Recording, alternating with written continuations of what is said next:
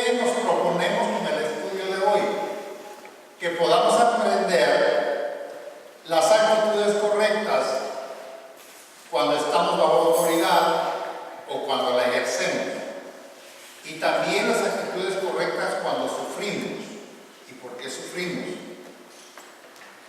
La verdad esencial es que para hacerle frente a estas situaciones tenemos un modelo perfecto, que no es nuestro tío, no es nuestro abuelo, no es nuestro hermano, es el Señor Jesucristo. Muchas veces queremos copiar modelos de conducta de otras personas porque han alcanzado cierto nivel de fama o de respeto, pero el modelo perfecto es Jesucristo. Bueno, nos vamos a enfocar en estos puntos. Que quien no sabe estar bajo autoridad tampoco va a saber jamás ejercer autoridad. Vamos a enfocarnos también en cómo reaccionar en los tiempos de sufrimiento por causa de otras personas. Los sufrimientos nos pueden llegar por diferentes causas, pero aquí se trata de cuando nos llegan por causa de otras personas. Nos vamos a enfocar en el ejemplo, en el modelo que es el Señor Jesucristo. Y vamos a tratar de entender también lo que Cristo hizo por nosotros y para nosotros. Bien, el texto bíblico está en la primera carta de Pedro, en el capítulo 2, versículo 18 al 25, y dice así. Lo estoy leyendo en una versión que se llama Nueva Versión de la Biblia de los Hispanos, muy parecida a la Nueva Versión Internacional y también un poco a otra que se llama la Biblia de las Américas. Bueno, el contenido es el mismo en cualquier versión que lo vea. Dice así: siervos, estén sujetos a sus amos con todo respeto, no solo a los que son buenos y afables, sino también a los que son insoportables. Porque esto haya gracia, y por causa de la conciencia ante Dios, alguien sobrelleva penalidades sufriendo injustamente. Pues qué mérito hay si cuando ustedes pecan y son tratados con severidad, lo soportan con paciencia. Pero si cuando hacen lo bueno, sufren por ello y lo soportan con paciencia, esto haya gracia con Dios. Porque para este propósito has sido llamado, pues también Cristo sufrió por ustedes, dejándoles ejemplo para que sigan sus pasos. El que no cometió pecado, ni engañó a alguno, que no se halló engaño alguno en su boca, y quien cuando lo ultrajaban, no respondía ultrajando. Cuando padecía, no amenazaba, sino que encomendaba a aquel que juzga con justicia. Él mismo cargó nuestros pecados en su cuerpo sobre la cruz, a fin de que muramos al pecado y vivamos a la justicia. Porque por sus heridas ustedes son sanados, pues ustedes andaban descarriados como ovejas, pero ahora han vuelto al pastor y guardián de sus almas. Bueno, vamos a comenzar para ir haciendo un análisis de cada versículo. En principio habla de autoridad. Yo creo que a todo el mundo le gusta mandar. Y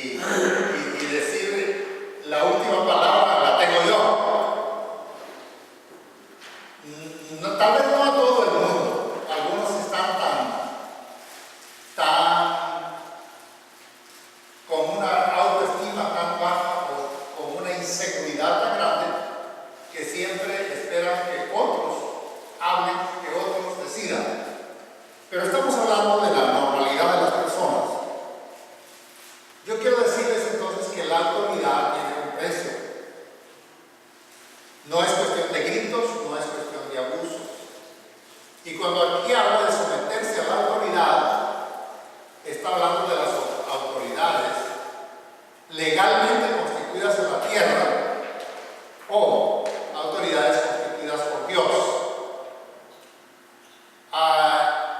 Hay un texto que dice que toda autoridad es constituida por Dios, es el apóstol Pablo. Pero con todo eso podemos hacer una diferencia. Que entre las autoridades que los hombres nombran, aunque en el fondo está Dios tras ellas, y las autoridades que Dios ha establecido sin el permiso de los seres humanos. Eso quiero que establezcamos para que entendamos los niveles de autoridad. Bueno, los padres terrenales, el gobierno les confiere autoridad, pero antes de eso tienen una autoridad que les ha dado Dios. Entonces, cuando los padres terrenales ejercen autoridad sobre sus hijos, esa autoridad proviene de Dios. Si los padres no tienen temor de Dios y tienen un corazón malo, van a abusar o van a ser desequilibrados en esa autoridad. El problema es cuando los hijos juzgan a los padres porque dicen, si yo estuviera en el lugar de él no haría eso. Y la palabra de Dios no dice que juzguemos a nuestros padres, sino que los obedezcamos, que los honremos. Al final de cuentas, cada quien es responsable delante de Dios. Y uno no escoge a sus padres, Dios los da. Entonces, uno no pidió nacer en tal hogar. Dios te dio ahí y te dio como padres con autoridad. Bueno, entonces, ese tipo de autoridad, esa es constituida por Dios. ¿Qué más autoridades hay constituidas por Dios? Bueno, las autoridades espirituales, los pastores, los apóstoles, los maestros, esos están investidos de una autoridad que procede de Dios, no de los hombres. Los hombres pueden ordenar un ministro. Después de un tiempo de estudio, después de un tiempo de práctica, lo ordenan públicamente, le imponen las manos y lo declaran ministro, pastor, sacerdote. Bueno, pero eso es un proceso humano, pero el llamamiento procede de Dios. Entonces, cuando Dios ha llamado a un hombre, lo ha constituido como autoridad para que ejerza su autoridad. Esa autoridad no se la dio ningún hombre, se la dio Dios. Miremoslo de esta manera.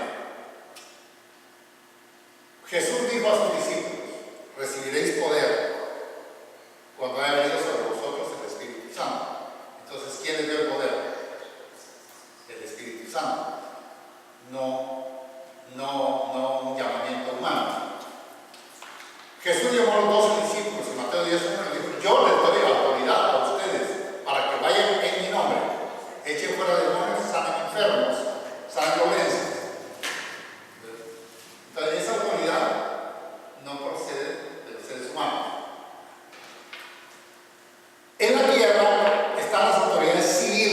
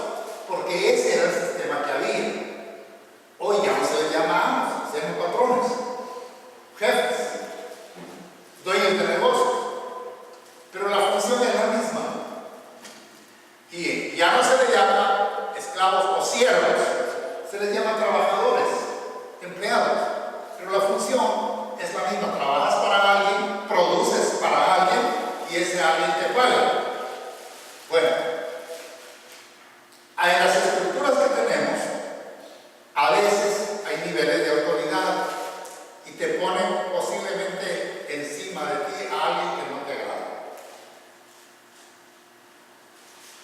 Y ahí está el problema. Puede ser rebeldías, por eso hay desacuerdos, pleitos. Y últimamente ustedes ven que ustedes han visto, o habrán visto casos en las noticias, de que un empleado inconforme que es despedido va a entrar en la pistola y regresa y mata al jefe.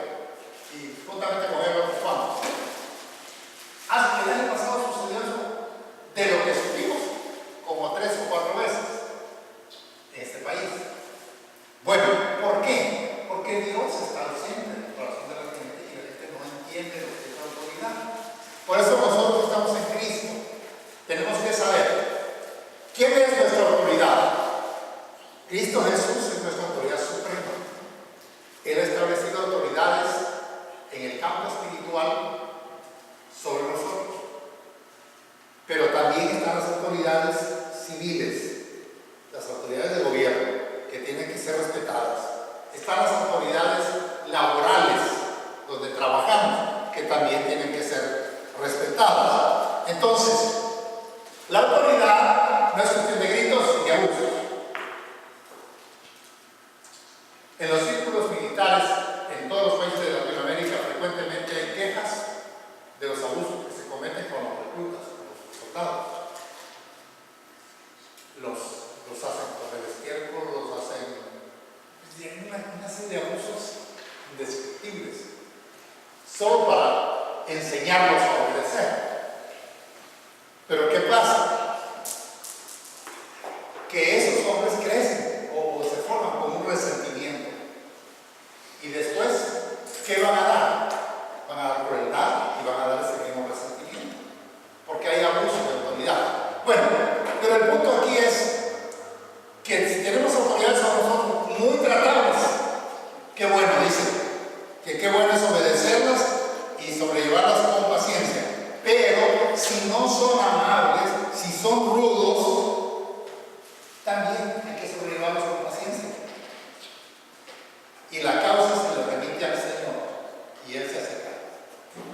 Porque cuando uno trabaja en una empresa, digamos alguien que trabaja, digamos, en una tienda y tiene un supervisor que lo trae pero bien corto, lo trae, le pide más de lo que le paga. Entonces, ese empleado va a estar inconforme, va a estar tratando de buscar la forma de quejarse ¿qué hay que hacer? Está ahí porque lo pusieron. Hay que aprender a sobrellevarlo con paciencia. Pero tenemos el poder de la oración, que es lo que Jesús hacía. Dice, Jesús remitía. Cuando a él lo vituperaban, él no contestaba ni se rebelaba, sino que lo que hacía él era remitía a Dios su causa. Bueno, pero vamos a llegar a ese punto. Ahorita no estamos ahí todavía. El punto es, la autoridad, el que quiera tener autoridad, la autoridad es ganada o es conferida por Dios. Pero ¿a quién le confiere Dios autoridad? A los hombres de confianza. ¿A quiénes le confieren los hombres autoridad? A los hombres de confianza. Usted ve que ese es el nivel de autoridad, ¿verdad? Dios no le da autoridad a alguien en quien no va a confiar. Y algunas veces le da cierta medida de autoridad para hacer como le dijo a los israelitas, para saber que había en el corazón. ¿Por qué? ¿Por qué Dios le dio tanta autoridad a Moisés? Porque primero conocer su corazón dispuesto a obedecerle, a honrarle y a servir a su pueblo. Ok, entonces lo escogió y le dio autoridad. ¿Por qué a otros a quienes les han, como algunos de los reyes, en el tiempo de los reyes en Israel, perdieron su autoridad? Por abusar de ella. Eran eran príncipes, heredaron el trono, pero no supieron ejercer su autoridad, por consiguiente la perdieron. ¿Por qué? Porque Dios siempre es fiel y es justo. Bueno, entonces el apóstol Pedro dice aquí en esta misma carta, lo vamos a ver en los estudios más adelante, que Dios da gracia a los humildes y resiste a los soberbios. Entonces, en nuestra relación laboral, cuando consideramos que se está cometiendo injusticia con nosotros, debemos plantear las cosas sin sentimientos de venganza, sino con sentimientos de humildad. ¿Se puede tratar de corregir las situaciones? Sí, pero no con un sentimiento de venganza, de rebeldía, de soberbia, de hacer daño. Entonces, ¿por qué? Porque si somos sencillos y humildes, Dios nos da gracia. Si somos soberbios, insolentes, Dios nos resiste. Entonces, es mejor tener la gracia de Dios. Bueno, luego, quiero que miren esto. El punto que yo les puse aquí es que los golpes de todos modos nos van a llegar. Pero una cosa es sufrirlos bajo el gobierno del diablo y otra es bajo el gobierno de Dios. Mira lo que dice el versículo 20. Pues qué mérito hay si cuando ustedes pecan son tratados con severidad y la soportan con paciencia. Dice, como ponemos un delincuente o alguien que falló y pues le cayó a la ley y no tiene para dónde, tiene que aguantarse. En eso no tiene mérito, porque la ley le está cobrando. ¿Dónde sí tiene mérito? Es porque dice, pero si cuando hacen lo bueno, sufren por ello y lo soportan con paciencia, esto hay gracia delante de Dios. Si te cometen una injusticia, si no te tratan como es debido, pero no tomas acciones violentas ni vengativas, sino que oras con paciencia y le pides a Dios, la gracia de Dios va a estar sobre ti. No sé si se les hace vida eso. Tienen que hacerse con vida. Les digo por qué. Porque por naturaleza los seres humanos somos impulsivos y siempre queremos corregir las cosas en nuestra manera. Porque no nos gusta la forma como las autoridades ejercen su autoridad. Entonces, pero una cosa es sufrir por el pecado. Ok, fallaste. Alguien se emborrachó y tuvo un accidente y lo meten preso y hacen cargos y todo eso. ¿Qué tiene que aguantarse? Pero está pagando las consecuencias de su error. Luego, si por el contrario, porque hablas de Cristo, porque tienes buena conducta, porque te tienen envidia, porque eres persona correcta y justa, te hacen sufrir, eso cuenta con la gracia de Dios. Esa es la diferencia, ¿no? Que el sufrimiento nos va a llegar por una por otra. No es que lo estemos buscando. Yo no estoy ministrándoles aquí que ustedes tienen que ser personas sufridas todo el tiempo. Lo que estoy haciendo es poniéndole los pies en la tierra y diciéndole que el sufrimiento tarde o temprano nos llega de esa forma. Pero cuando llega, tenemos el ejemplo de Cristo, cómo superarlo. Bueno, el ejemplo de Cristo, su actitud, versículo 21. Porque para este propósito han sido llamados, pues también Cristo sufrió por ustedes, dejándoles ejemplo para que sigan sus pasos. La versión del 60 dice, por nosotros, dejándonos ejemplo. Esa me gusta porque es inclusiva. O sea, no es cuestión de que Cristo murió por ustedes y por mí que Dios es Jesucristo de ejemplo para ustedes y acaso para mí no, es para todos. Ni yo soy la excepción, ni ustedes, no hay nadie exceptuado. Es para todos. Entonces, ¿qué hizo cuál fue el ejemplo de Jesús en su actitud? Dice, nunca hizo pecado. Nunca hizo pecado. Por eso cuando lo acusaban, él dijo, ¿quién de ustedes me redarguye de pecado? O sea, ¿quién puede decirme que por pecado estoy sufriendo, que por pecado me pasa esto? ¿Quién de ustedes? Nadie. Entonces, nunca hizo pecado. El versículo 22 de la versión que yo tengo aquí dice, el cual no cometió pecado. Lo primero, entonces vive una vida sin pecado. ¿Es un buen ejemplo no pecar? Es el mejor ejemplo. Bueno, si ponemos la mirada en un ser humano para que nos modele, tarde o temprano le vamos a hallar sus fallas. ¿Y qué pasa con la gente cuando le hay fallas al pastor, al maestro, al diácono?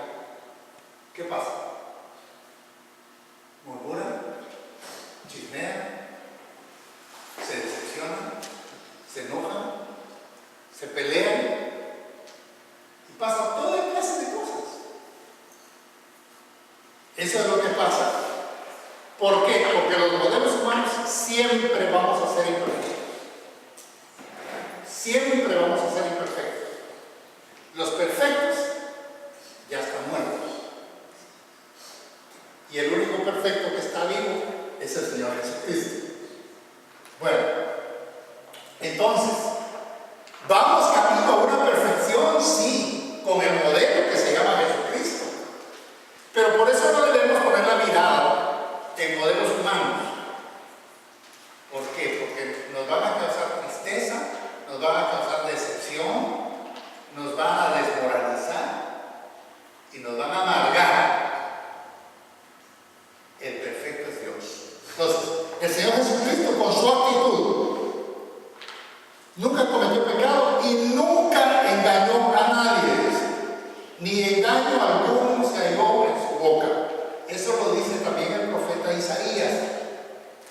Cuando profetiza de Jesús, dice, y no se halló engaño en su boca. Los seres humanos, cuando queremos salir bien librados de algo, echamos mentiras. O si no, cuando queremos tener alguna ganancia o alguna cosa, sacar ventaja, el engaño está allí. El engaño no debe estar con los creyentes, con los hijos de Dios, porque hay mucho en el mundo. Quiero que tomen nota de esto. De Jesús no hubo engaño en su boca. ¿Por qué? Porque era hijo de Dios. ¿Y el engañador quién es? Entonces, cuando alguien hace engaño, ¿de parte de quién habla? Del diablo, ¿verdad? Entonces, nosotros tenemos un ejemplo con Jesús. Él es el modelo. Que no haya nunca engaño en nuestra boca. Bueno, ¿qué más hizo? No respondió las maldiciones con maldiciones. Versículo 23. Y cuando lo ultrajaban, no respondió ultrajando. Cuando padecía, no amenazaba, sino que se encomendaba a aquel que juzga con justicia. No respondió con maldición, los ultrajes. ¿Qué hacía cuando lo maldecían? ¿Qué hacemos los seres humanos naturales, sin temor de Dios? ¿Qué hacemos? Nos maldicen, maldecimos más. Nos insultan, insultamos más. Nos golpean, golpeamos más. Entonces, dice que Jesús absorbía los golpes. ¿Qué autoridad tenía Jesús para hacer eso? Primero, es el Hijo de Dios, es perfecto. Pero Él dijo, bendecid y no maldigáis. Pero dijo algo más en Mateo 5. Haced bien a los que os aborrecen y os persiguen. Bendecid y no maldigáis. Orad por los que os maldicen y os persiguen. Porque haciendo esto, ascuas de fuego amontonan sobre su cabeza. Yo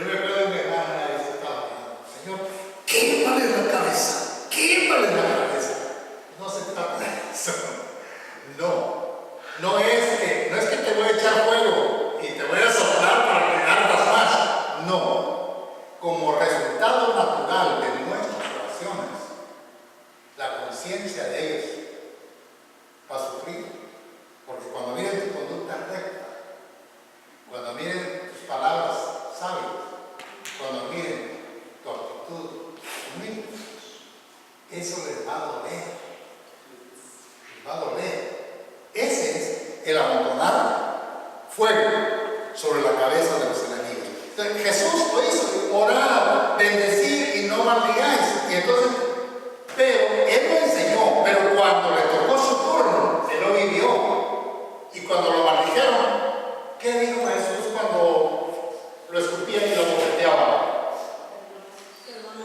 Perdónalos, porque no saben lo que hacen. Bueno, es muy difícil para nosotros. Quizás sea una demanda muy alta de Dios sobre nuestra vida. Pero quiero que meditemos en ella y lo traigamos en el corazón para que se quede ahí. Decirle: Señor, esta demanda de tu amor, de tu cuidado para mí es muy alta. Pero solo con tu favor y tu fortaleza la puedo sobrellevar. Entonces, ¿qué debemos hacer nosotros? Oigan esto: deje la maldad del corazón en la gente mala, pero nunca traslade la maldad de ellos al corazón suyo. Quiero que me agarre bien eso. Si la gente es mala, que sean ellos responsables por su maldad.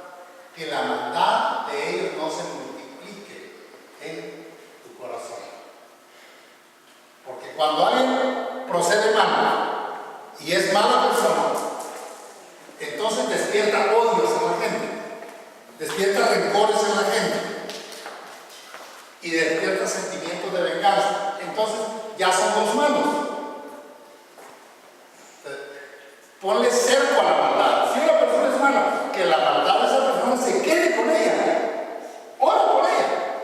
Pero no dejes que la maldad invada tu corazón, porque eso va a afectar tu vida de una manera irreversible. Solo Dios puede sanar eso. Bueno, entonces cuando viene la injusticia, cuando sientes que están haciendo injusticia contigo, cuando sientes que te calumnian, cuando sientes que te insultan, ¿qué debes hacer? Remitir la causa con Dios. Y Dios es justo y Dios es fiel.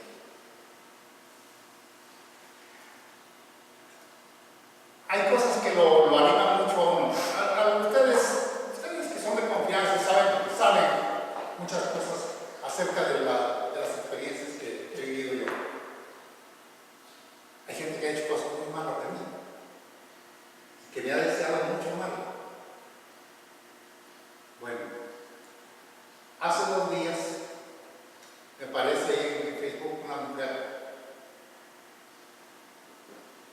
y me dice: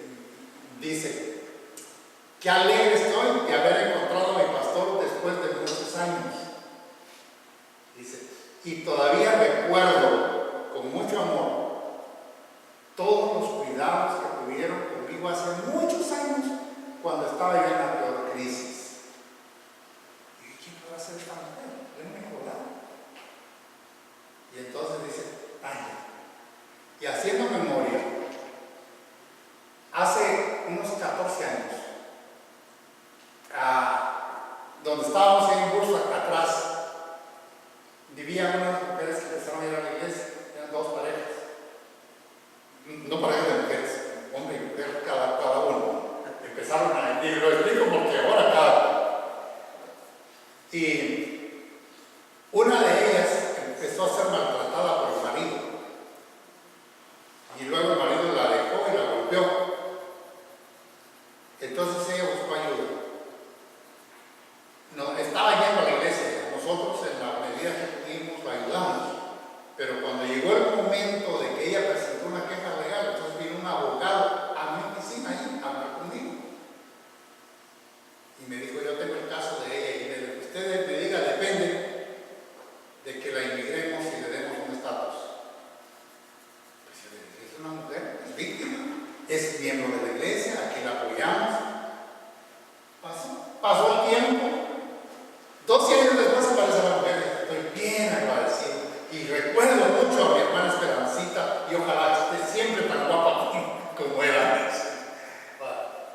sembrada. O sea, el semilla no se va a perder. Está ahí. Y da fruto.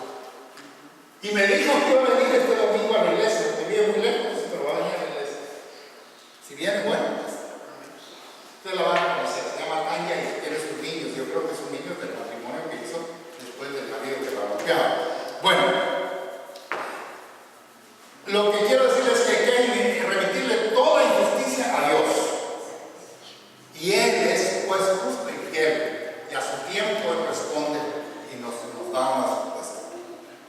Ahora, por último, este pasaje termina, este capítulo termina diciendo lo que Cristo Jesús hizo para nosotros. Miren los versículos 24 y 25. Él mismo llevó, cargó nuestros pecados en su cuerpo sobre la cruz, a fin de que muramos al pecado y vivamos a la justicia, porque por sus heridas fuimos sanados. Pues ustedes andaban descarriados como ovejas, pero ahora han vuelto al pastor y guardián, supervisor de sus almas. Entonces, ¿qué fue lo primero que Jesús hizo por ti? Llevó tus pecados a la cruz. ¿Eso qué significa? Que somos perdonados, ¿no? Somos perdonados. Cuando alguien llevó tus pecados, es porque esos pecados ya no pesan sobre ti. El peso del pecado es algo horrible. Cuando una conciencia culpable va a la cama con una persona culpable, ahí está, es un aguijón. Y aparece en cualquier momento. Y la gente le da a su pecado diferentes manifestaciones. Trata de justificarse, trata de que otro pague, trata de diversas cosas. De diversas maneras. ¿Por qué? Porque su conciencia no lo deja tranquilo. Pero cuando la carga del pecado es quitada y te sientes perdonado, entonces hay paz. Entonces puedes amar. Entonces puedes servir. Entonces lo primero que Jesús hizo fue quitar las culpas de sobre tus hombros. Quitar los pecados. Luego, ¿sabe qué más hizo? Por sus heridas fuimos sanados. Sanados físicamente y sanados del alma. Tenemos que creerle al Señor por nuestra sanidad física cuando estamos enfermos. Él es el sanador. Pero también tenemos que creerle por la sanidad de nuestra alma, que eso es más difícil porque las heridas no se ven, aunque a veces duelen más, pero no se ven y la gente trata de ocultarlas. Y yo como pastor he tenido la experiencia, lo voy a decir. Cuando uno mira que una persona está lastimada, está herida por dentro, trae un problema y le pone el dedo en la llaga, generalmente lo quiere seguir corriendo, porque no quieren ser sanados, no quieren que se hable de eso, no quieren aparecer culpables, no quieren aparecer víctimas, no quieren salir de un rencor, no quieren salir de una amargura, entonces se quedan. Pero el Señor hizo una sanidad total en nuestra vida, sanidad del alma, sanidad espiritual y sanidad física también. Tenemos derecho a la sanidad física porque el Señor en su misericordia también llevó nuestras enfermedades. Por eso dice el Salmo 103, Él es el que sana todas sus enfermedades, todas sus dolencias. Bueno, ¿y qué más hizo? Dice que hemos sido recogidos por el pastor. Jesús es el pastor de las ovejas recogidas. ¿Cómo vio Jesús a las multitudes?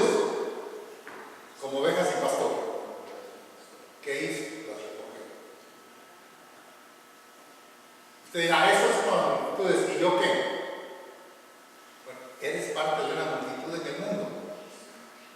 Que un día estuviste como oveja descarriada, perdida, sin consuelo, y el Señor te recogió, te tomó en sus brazos. Ahora, ese que pagó un precio por ti, ¿será porque te ama? Y será porque está dispuesto a hacer muchas cosas buenas